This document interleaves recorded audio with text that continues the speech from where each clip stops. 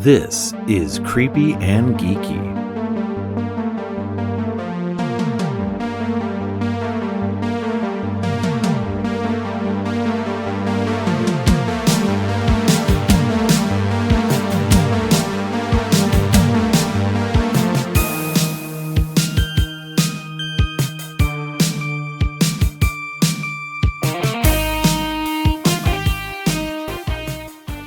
Welcome to Creepy and Geeky. I'm your host, Robert, and on today's special bonus episode, I'm talking to director and co-writer Chad Ferrin and co-writer Stephen Johnston about their new film, Ed Kemper, about the notorious co-ed killer. The film releases on VOD on April 8th from Dread and Epic Pictures. Welcome to the show, Chad and Stephen. Thanks for having us. Yeah, thanks for having us. Yeah, thanks for coming on. This is I just got a chance to see the movie.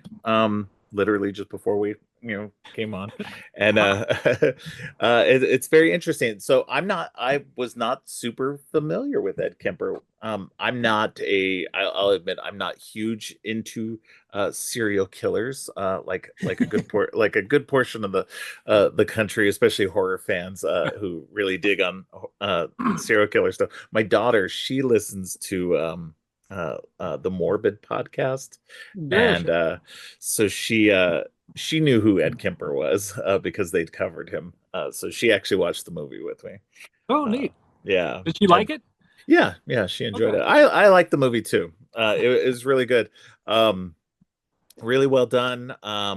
The writing was really good. The direction, the cinematography, all the acting was well done. Great. I thought it was everything was really well done. I think that what was interesting with it, from my perspective, was like you could have gone down a very, I guess, kind of more academic kind of thing where you really get into each of the murders and stuff like that and everything. But I like that each of the murders wasn't like sensationalized as, I guess, as exploitative as it could have been. Sure. Really what you guys focused on was the relationship between him and his mother and what that did to him, and the psychology of where he was coming from. And I thought that was a really good, fascinating take.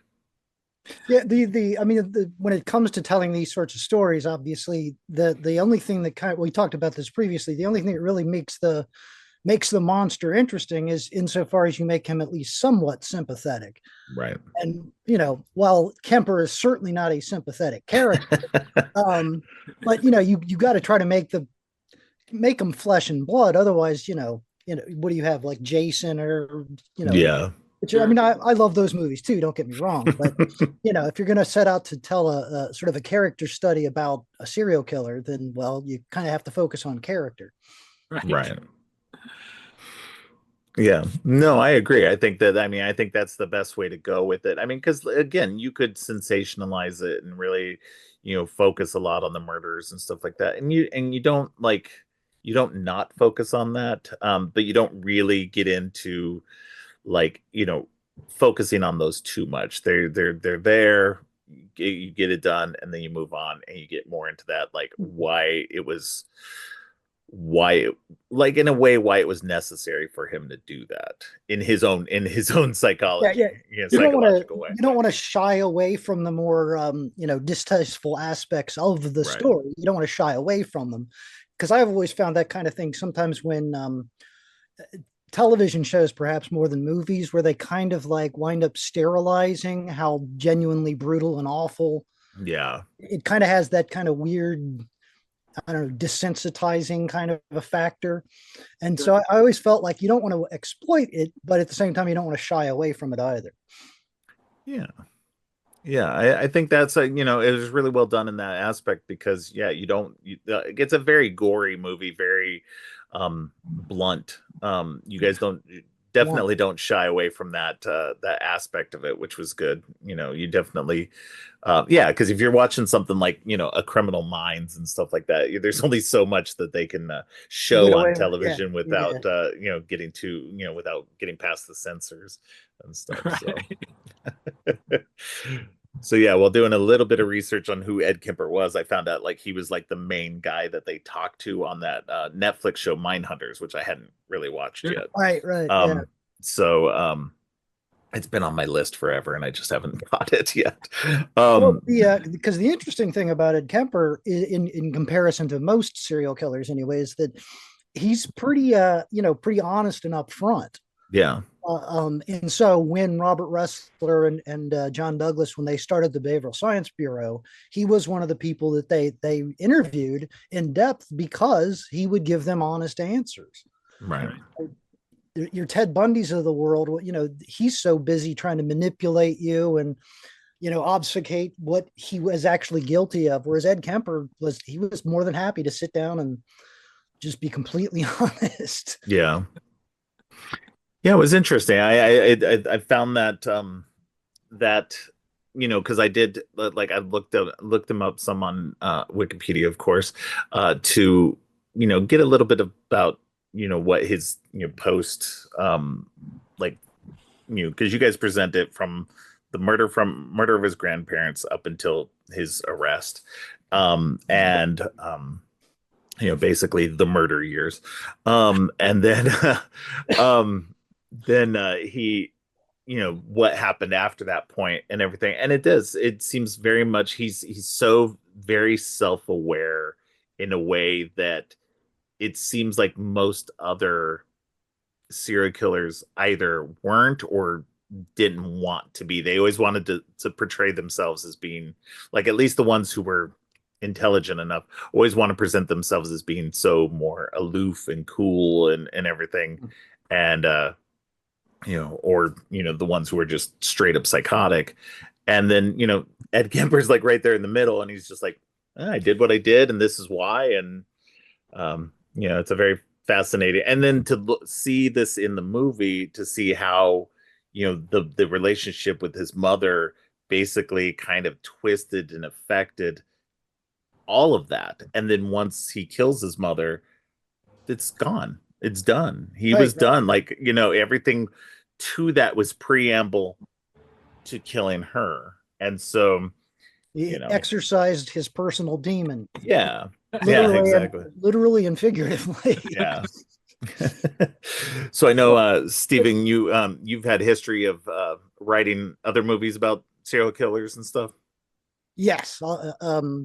Ed Gein, Ted Bundy, Hillside Strangler, and Starkweather was in there someplace.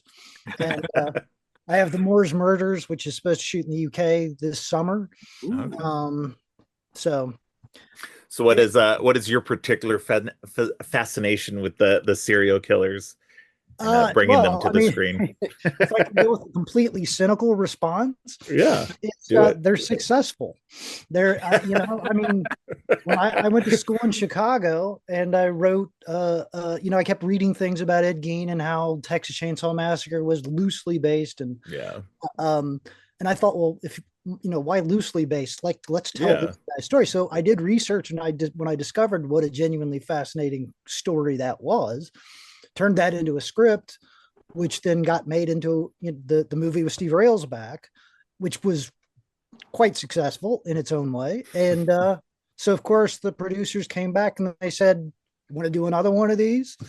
And I said, "You betcha, let's do another one." The reality is sure, I find the pathology fascinating, but at the same time, it's like when the opportunity to make a movie comes along, you don't say no. Right. Yeah. I mean, if you're good at it, and you seem like you're good at it because you've been making several of these. Thank you. Yeah. People keep coming back. Well, serial Speaking killers. Of that, what was the catalyst for writing Ed Kemper? Was that kind of one of those things where the producers at the time threw it out to you, or you had that kind of in your head to? It was no. If I remember correctly, and again, we're talking like 20 years ago, so it's kind of lost to the vague memories. But I'm pretty sure it was Mike Mescal. I think he just suggested, like, hey, since you're having some success with these things, maybe come up with something else. And I kind of even think he might have suggested Ed Kemper. I don't really remember. And here we are all these years later, and he was the one who was instrumental in giving you the script, and we're Right. off and running. So So is this a script you've had for a long time? it's been at least 20 years or so Oh since I wrote wow. it. Yeah. It well, So and predates Mindhunters even. So Yeah. yeah. interesting. Well, I mean, in fact, the original file, when Mike contacted me to ask me if I could find a copy of it, the only the only script file I had wasn't a script file; it was a Word file on like an old floppy disk. So that tells you something about how long ago I wrote it. Oh wow. That's great. Yeah. That's Which is, that's a long time to keep something like that. So I mean, I'm sure that if like you could have possibly whipped something new up if you needed oh, to. sure, So sure, yeah, yeah, and in fact, probably will now that we're having these conversations again. Yeah. But the whole thing with Kemper, what just remarkably gratifying is just the idea that that was something that I wrote so long ago that quite frankly I'd just sort of forgotten about. right. And then so for in 6 months time it goes from sitting in my closet to being in production to playing film festivals, and here we are talking about it. Yeah. Like a kind of Pretty cool. bizarrely gratifying kind of a journey that. Yeah. No, that's great. Like especially with something that you've done quite a while ago and you just kind of pushed it aside and said, maybe someday. So and now Right. some days today. So And you hesitate to say that you forgot about something, but at the same time, I've been doing this now for about 30 years, and I've written enough things that you don't really want to say you forget, but at some point you need to be reminded. How's that? You don't Right. forget, but you need to be reminded. well, I'm sure like most writers, most filmmakers and stuff like that, there's projects that you've done that have just been filed away for potential later, filming. Sure, So sure. Absolutely. And yeah. like I say, with Kemper, it just nothing, it never really generated heat, originally, not, Right. and I just kind of moved on to other things, and, it got stuck away in the mothballs. And then Yeah. when Mike contacted me about it, said like, hey, this guy wants to read it if you can find a copy of it. And I was like, okay, sure, why not? So that brings me to you, Chad. Like, so how did you get involved in this? I mean, obviously, Mike, the go-between, gave it to you. Were you interested in Ed Kemper before and were searching out this kind of project, or was it something that was just kind of fell into your lap? No, it was, I was always interested in Ed Kemper, and I remember I was going to write him a letter to prison back in like early 2000s for some reason. I can't remember why, but I was, some idea, and I forgotten about it. And then, 20 years later, I'm cranking out Lovecraft films and stuff. And Mike Mescal contacts me on Facebook, and he's like, "Hey, I see you're cranking out all these movies, and I saw you just did a true crime film based on Robert Pickton called Pig Killer." And I'm like, "Yeah, it's doing pretty good. I mean, this true crime stuff's where it's at." And he's like, "Well, I've got this. I might have this script, Ed Kemper, based on Ed Kemper, if you'd be interested in reading it and possibly making it." And I'm like, "Well, look, we make these for like 100 grand and in 10 days. So if you're expecting, a lot of money, no, I'll send you the script." He sent me the script, and I saw that it was from Steven. And then, I had seen, Ed Gein, Hillside Strangler. I mean, I was familiar with his work and a fan. And I'm like, holy shit, this is pretty awesome. So I read the script. I was blown away. And I said, yeah, how can we make this happen? And Mike said, well, how much do you got? And we crunched the numbers, made it work. And here we are. That's funny. Yeah, no, it's it's interesting. I did look at your filmography. I saw that you had done some Lovecraft work. I guess this is probably a little bit easier since you didn't have to worry about too much in terms of special effects and such compared to something in the Lovecraft vein. Yeah, it's a little easier, but in a different way. It's more being worried about getting the period correct, and Right. wrangling cars and rotary phones, and masking a refrigerator that was made in the 90s to look like the 60s. I mean, it's certain things that, for me, it's usually taking what you got and doing the best with it. And that comes down to almost everything, whether it be a location or whatever. And you make it work with what you've got. And it's like a phone booth. Okay, we need a phone booth for the end scene. Do you go 50 miles and drag the cast and crew out into the desert and shoot the only phone booth in front of a gas station in fucking Los Angeles? Or do you rent a phone booth from the prop house and put it in their back lot and shoot it right there 10 minutes from home? I'd choose the 10 minutes from home. Yeah. And you look at it and you're like, hey, that looks great. It looks like Colorado. It's fine for me. So, I've lived in Colorado, so yeah, it did look like Colorado. You save money, you save time, and you save, an effort on just the minutest detail that if you kind of boil it down, it's like, this is how much time we've got to get 10 pages that day. Do you have 4 location moves or do you have 2? And you try to dwindle that down to 2 to not only save time and money but to give you more takes of a performance and more chance to get things right on this limited budget. And I try in no means to try to use the limited budget excuse as a fallback for, shortcomings in a film. There's never. It all lands down on the director, and when you make the best you can with what the budget you have, but don't ever use that as a limitation. Kind of use it as an advantage if you have to.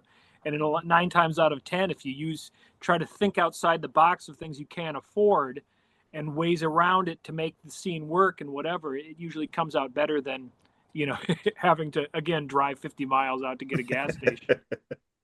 Go ahead. What's that old adage? Necessity is the mother of invention. Yes. It's like in a bizarre kind of a way. Right. When you have to be very conscious about your budget, it forces you to be ingenious about how you come up with solutions. Whereas if you've got millions of dollars behind you, you don't really have to be. You don't really have to be quite so ingenious because, well, you just got throw money at the problem, whatever it is. So. Right. Yeah, and I just what little I know about independent filmmaking and such like that it's very much a, you find the solutions. The lack of money makes you more inventive. Because you have to figure out those different ways of getting that. And like you said, I mean, rather than do the driving out 50 miles for a random phone booth that might work, it's best just to do what you can to go, especially if it's easy to get from a props department. It's just there's always somebody's always got something like that's available that you just need to look for it. Yeah. And I guess it's a little bit easier, especially if and it's not even, I wouldn't even think it's LA specific. I mean, most places are going to have random stuff like that. You just got to be willing to put in that time and work, especially during pre-production. Know what you need to do, know what you're looking for, and get those resources, put those ducks in a row before you start filming. Right. I will admit, I was when the conversation first started, I was a bit skeptical, shall we say. I was like, he's going to do it for how much money now? Like, what kind of schedule? Like, I mean, I had full confidence, but I was, definitely there was a question mark there. Like, all right. And, it was pulled off handily. So, no, yeah. As just a viewer of the movie and everything like that, I think it was very well done for what you did. What was the budget like on this? $100,000. Oh, wow. Yeah.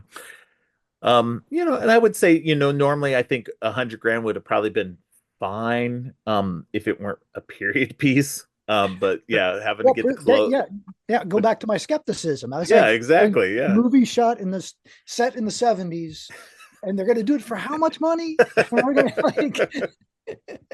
I think that's kind of the thing of, I started, normally these budgets, I'm used to, 3 or 4 movies this way. I've done even lower, but, and there's a certain amount, okay, I get paid, for these different jobs, whether it's the script, whether it's editing, whether it's, all these different things.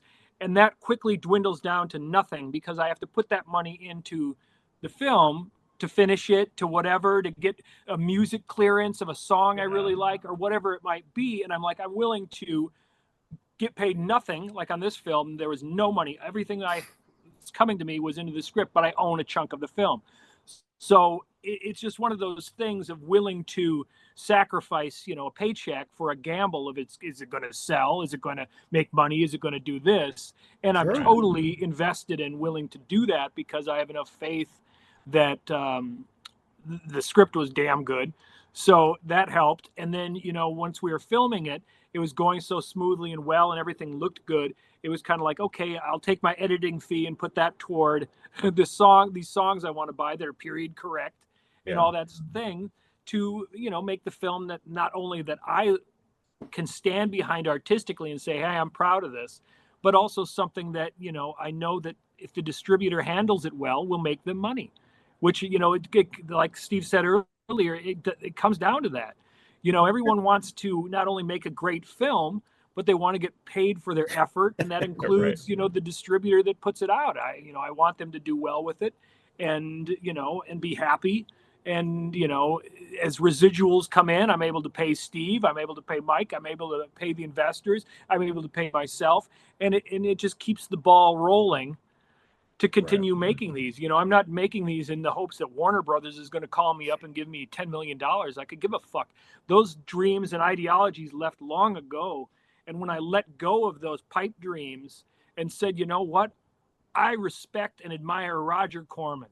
That's what I want to go for. I don't want to go for Stanley Kubrick. I want to go for Roger Corman. And to be able to make a film, for any amount of money, and get it released is, icing on the cake for me. And I love it. So, I'm not, wishing, I had more money to do this. I could give a fuck. This is the money I got. This is what I'm going to do. And I want to do the best I can with what I got. Wow, man, artistic integrity, man. You'll get nowhere in Hollywood with that.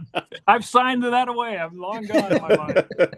Well, I think that's what's great about independent filmmaking too, as well, is because you can you can make something more honest, more true to your own intentions and views and everything, rather than being a cog in the studio wheel. Don't get me wrong, I love studio movies. I'm a big fan of the big budget stuff and everything else, but I think there's such a charm and a truth to independent filmmaking that just shines through, so that even when you're watching something, you're just like, man, these effects are crap, but there's that passion.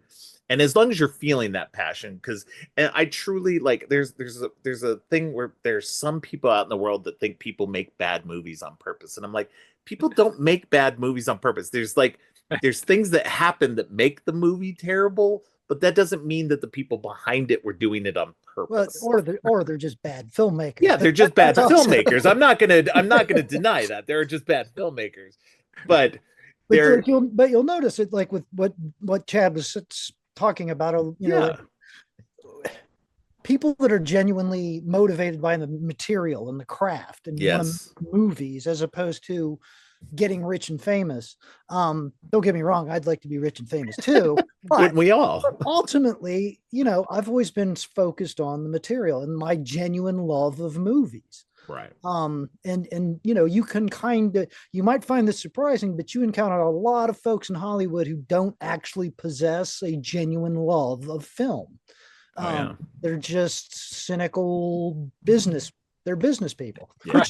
Nothing wrong with being a businessman or woman, but making movies is hard enough. If you didn't have that passion, that creative passion, just seems like, man, what a slog it must be. Yeah, it's I know we need the business people for the money side of things. That's helpful and stuff like that. But it's just give us the money and let us be. It's let's hope that things work out. Sometimes they're not. Well, but, I've had some professional experiences that were kind of the other end of the spectrum, where it was me sitting in a conference room getting script notes from half a dozen people, and just kind of sometimes you get feedback that's, everybody's entitled to an opinion, but that doesn't mean that their opinion's valid. How's that? So, I've certainly experienced that end of the spectrum where you're just like, why are we having this conversation? You have no idea what you're talking about. Yeah. No, I think that that's what's again, that's what I think is great about independent filmmaking is that you just, they give you the money, you get a certain amount of money, or you raise the money, especially in the the age of crowdfunding and stuff now. That's helped a lot. And so, you can go off, make your movie, and just enjoy the process of getting that movie made and doing that part of it. And it seems like that's what you guys, at least had a good experience on doing this. Yeah, it's So, like the whole concept of too many chefs in the kitchen kind of thing. right. It's Yeah. it's good when you just have like a chef, Yeah. as opposed to chefs. Right. So, Chad, you co-wrote this movie, so I'm assuming there was some like, I mean, if this was a script that was 20 years old, that Chad came in and helped, kind of punch it up and Well, I basically just, kind of meld it down to the 100,000, the budget range, and okay. and pumping up certain scenes with the mother and things like that I know are like two actors in a room that can help, just I don't want to say the limited budget, but at the same time, it's kind of making the most out of what we have and working that in the Clarnell character being a drama teacher. That was kind of emphasized, where in real life she worked at the school, but she had nothing to do with drama. Right. But Susan Prever does a lot of theater. And adding the theater, the Streetcar Named Desire and the Mice of Men and all those elements that for her as an actress can kind of relate to the character more by having the theater background and all that kind of stuff. Right. It just gave her more meat to chew on as an actor. And I think for me as a director, finding certain things in a project that I really like in the director's cut of the film, there's him watching Al Jolson's The Jazz Singer. Well, The Jazz Singer just came into public domain, and The Jazz Singer is a fucking an amazing, influential film, but it's considered racist and blackface and all this stuff. So, the distributor's like, oh my God, you can't fucking have that. Cut that out of there. We'll get sued. And I'm like, well, that's fine, but I'm sticking to that version as my director's cut. And I worked it into my contract that if they don't release a director's cut, that I can release that version at a later date, which is fine. And then they give me notes, and I'm like, I'll cut whatever the hell out of it you want. Right. That you're buying that version, and I'm fine with that. And I stand behind that version because it's also a good film, and it's just different. There are certain things, the Jazz Singer, that gives me fucking an artistic hard on to be able to combine one of the greatest films ever made into this film and have it make sense. A character that's basically has these mother issues, whereas Al Jolson has these mother issues. There are certain, in a positive way, and combine them and meld them together in a sense that makes sense. He's watching it on television, it's there, it implants in his for me artistically, that was really an exciting moment.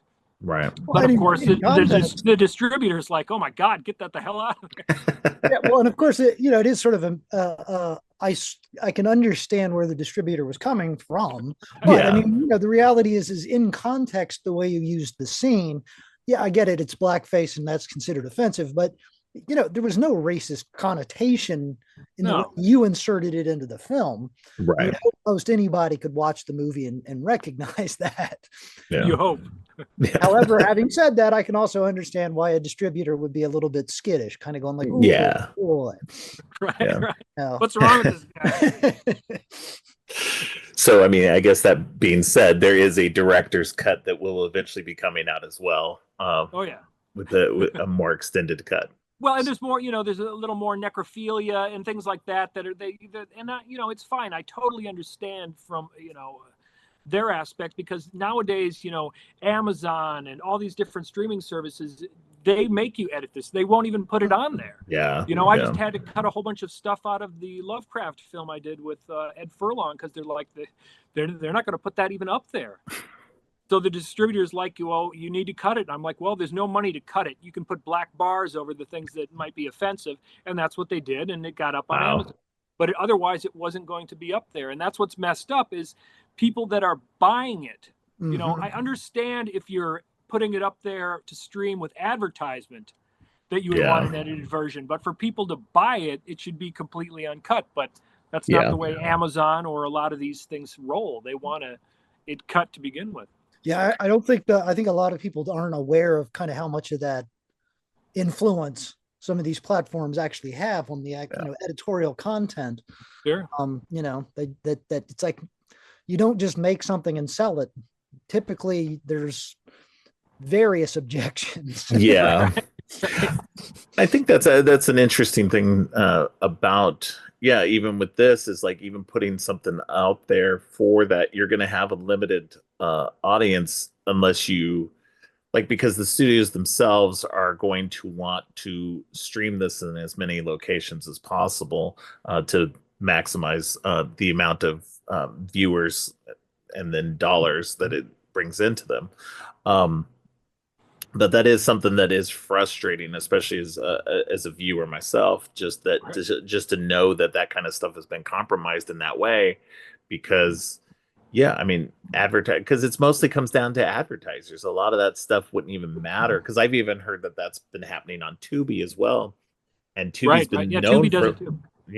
Tubi's been known for a while to be like they will play stuff that's uncensored, but they are starting over the last couple of years they've started to censor some stuff because of their advertisers that they've got cutting in between all that, and it's like because the advertisers don't want their products related to that thing, and it's like, well, maybe don't advertise your stuff in these particular movies. There's a ton of other movies on the platform that you could do.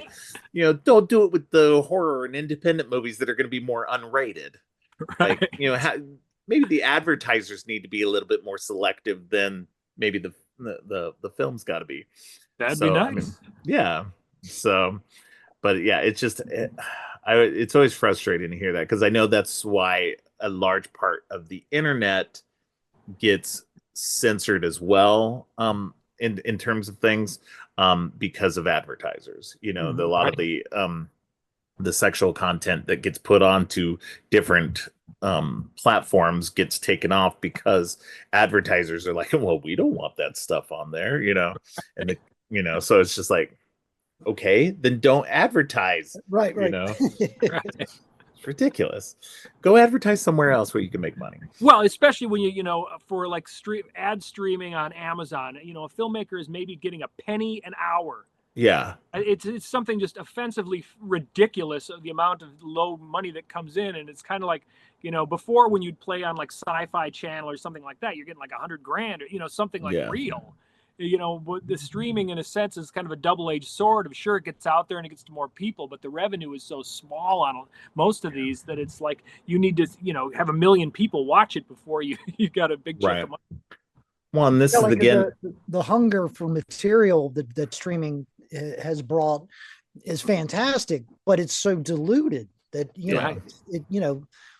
sure, there's a wealth of places to kind of get material out there, but at the same time, what you receive, remuneration wise is just getting smaller and smaller.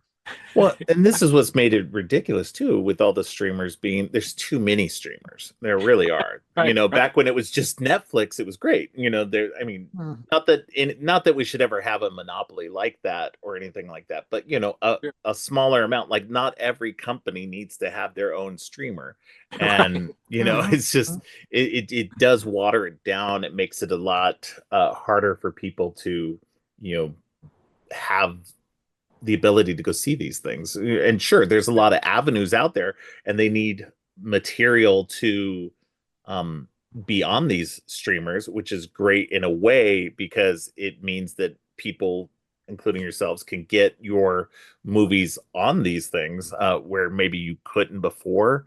But there's a lot of crap on there too. So and it just like, okay, well, maybe let's take out some of the crap and maybe put in some good stuff. So more Ed Kemper style stuff, less more independent films, less reality shows, maybe. That's a start. But unfortunately, I guess reality shows make them more money because they're a lot easier to make. Yeah. Cheap enough to produce. Yeah.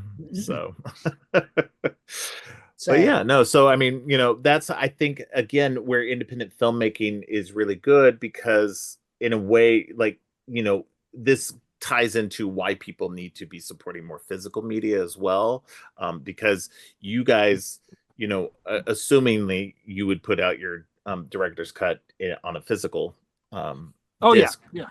And Blu-ray, so, DVD, all that. yeah. So then people can get that, add that to their collection, and plus it should bring you more direct money as well in the end. Sure, So, sure. Well, yeah, I mean, beyond the fact that I'm a film nerd and I just, like to have Blu-rays and DVDs, but there's also the factor of like, supporting your friends. Yeah. If your friend puts a movie out, I go buy it. Yeah. Right. No, definitely. Because I know how hard it is to make a go of it, and every little bit helps. Yeah. Totally. And I love supporting like crowdfunding independent movies like that too, because it's like, it's great to feel like you're a part of getting that made. That you had some, sure, you're one of 100,000 names on something, maybe, depending on what the level of, popularity for this is, but it's still fun to be part of that and to see your name in the credits and stuff, as one of the crowdfunders and such. So Sure. But I think it's also kind of the horror community that kind of it's a community, and it's a genuine sort of sense of community. And just to your point, it's that horror fans are loyal fans. They're they're more than happy to support in whatever way they kind of can. Which is helpful. Yeah.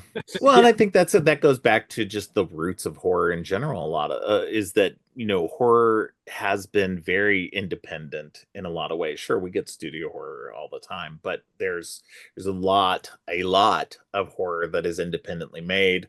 And it's great that, a lot of that, especially nowadays, that does get crowdfunded, the community gets to be participatory in that.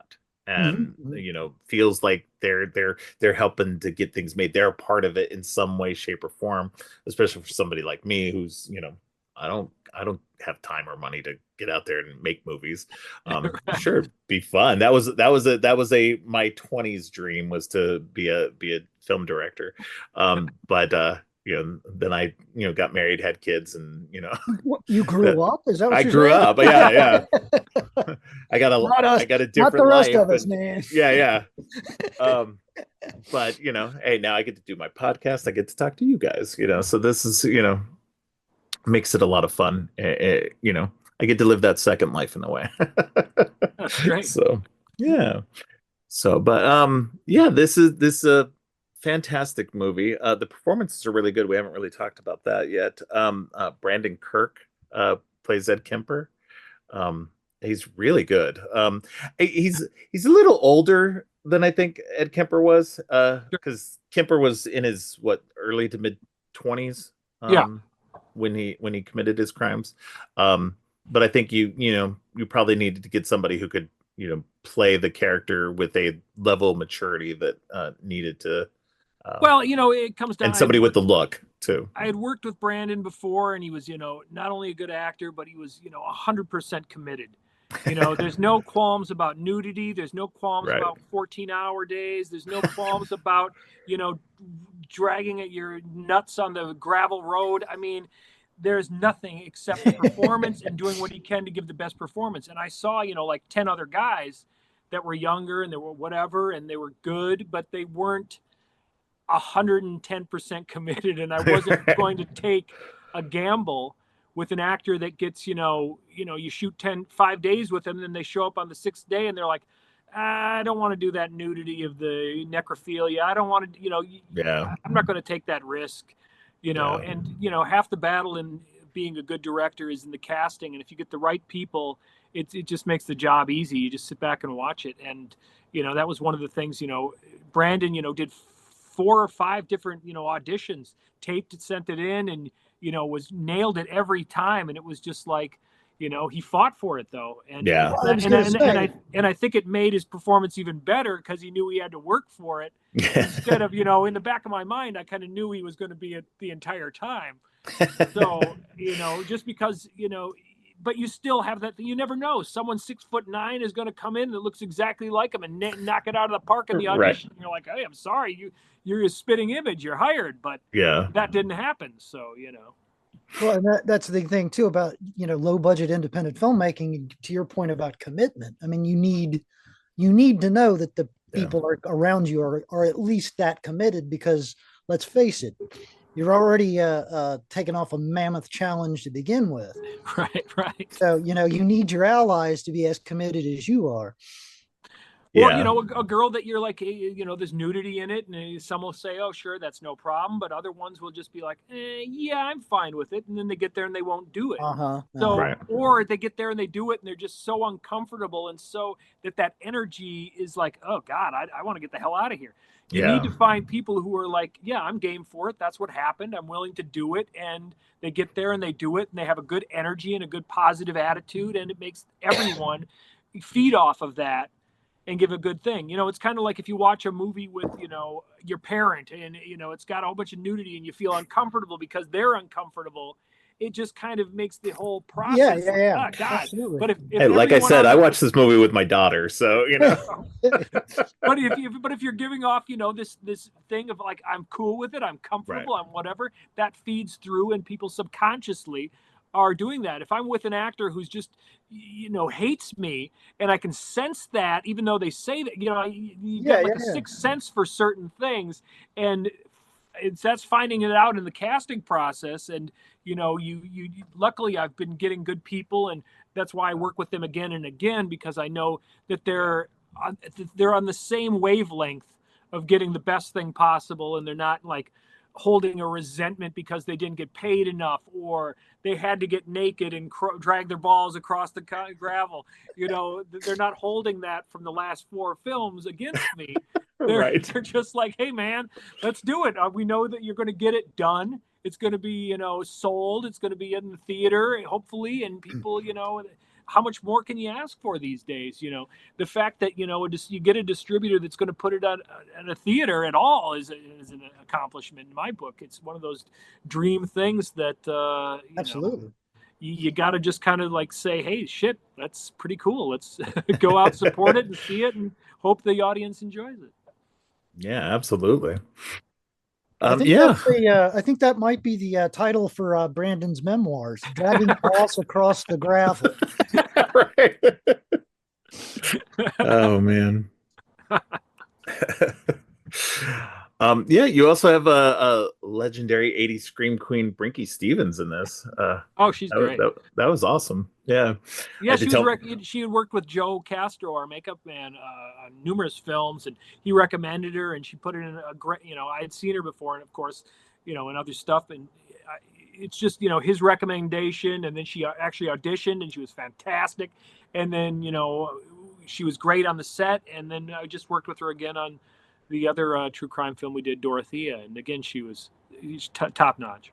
That's awesome. Yeah, no, she's great in the movie. So she's not in it very much, but the scenes she's in are very well done. So I was going to say, even though she is certainly a very much a sort of tertiary character, but it's sort of an important character at the same time. Like it's a small role, but it's sort of a important one. There's some implications between her and the mother that raise up some from my viewing, that raise up some interesting questions about the mom's his mother's own issues that go into why she was who she was. So well, and I think that that came back again when reworking the script. There was an interview with Ed Kemper where he mentioned that the mother got so upset about the friend not coming to this thing, and he made a quip to her about them being more than friends. So the fact that he suspected this, 20 years later in an interview, was something for me to click in and work into the script, because it's an interesting aspect of, what his suspicions were of his mother's sexuality, or what she was actually doing, or whatever. And that's again,